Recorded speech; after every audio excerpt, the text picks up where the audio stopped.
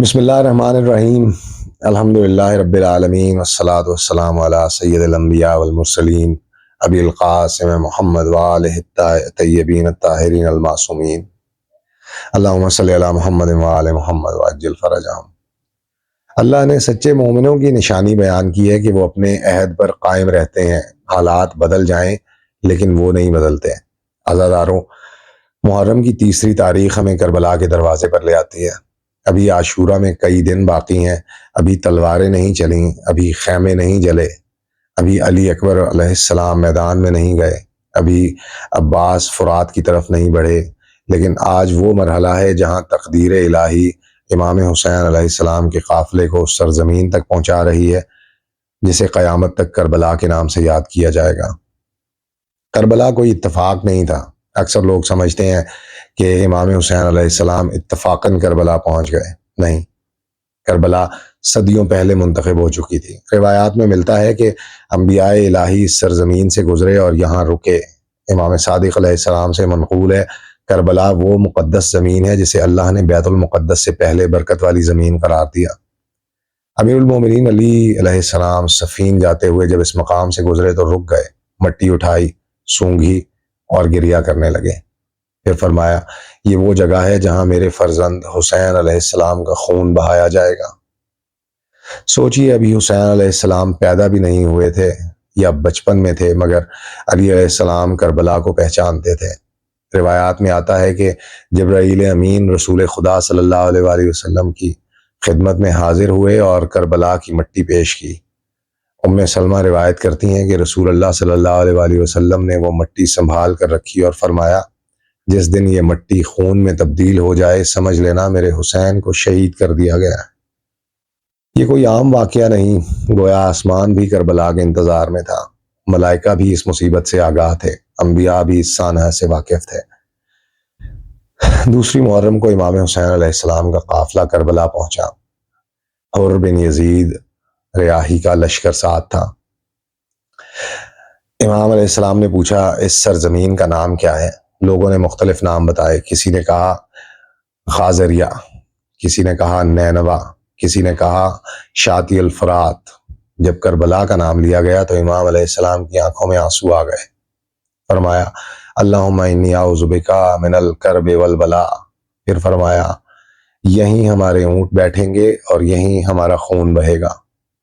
عزادارو، ذرا تصور کیجئے کہ گرم صحرا ہے، دور تک ریت ہی ریت، نہ کوئی سایہ، نہ کوئی آبادی، نہ کوئی حفاظت۔ حسین علیہ السلام نے فرمایا، یہیں خیمے نصب کرو۔ عباس آگے بڑھے، اصحاب آگے بڑھے، خیمے نصب ہونا شروع ہوئے۔ سکینہ سلام اللہ علیہ خوش تھیں کہ شاید سفر ختم ہو گیا۔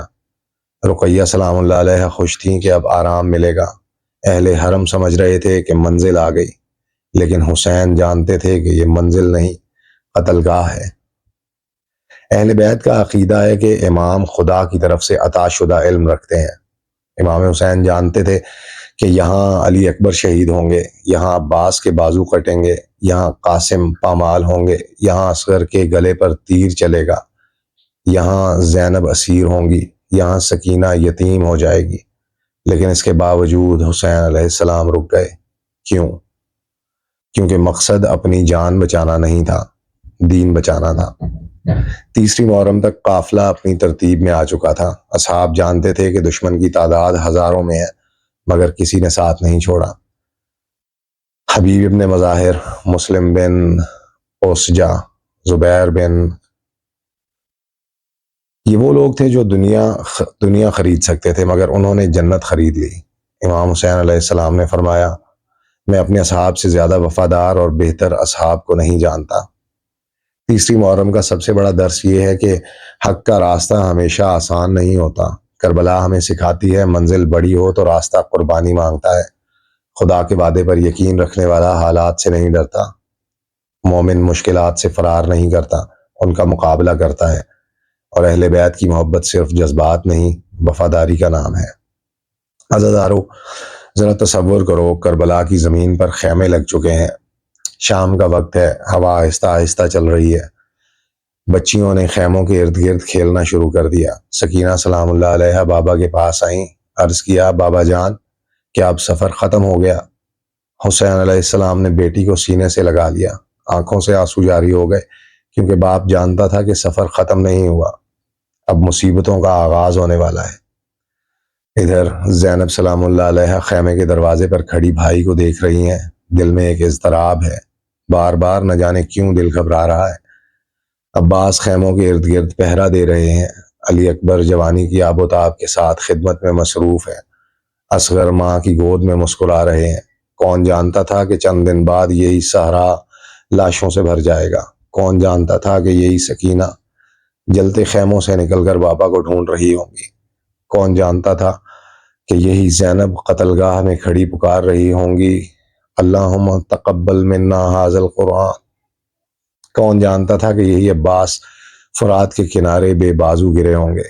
اور کون جانتا تھا کہ یہی حسین تنہا رہ جائیں گے؟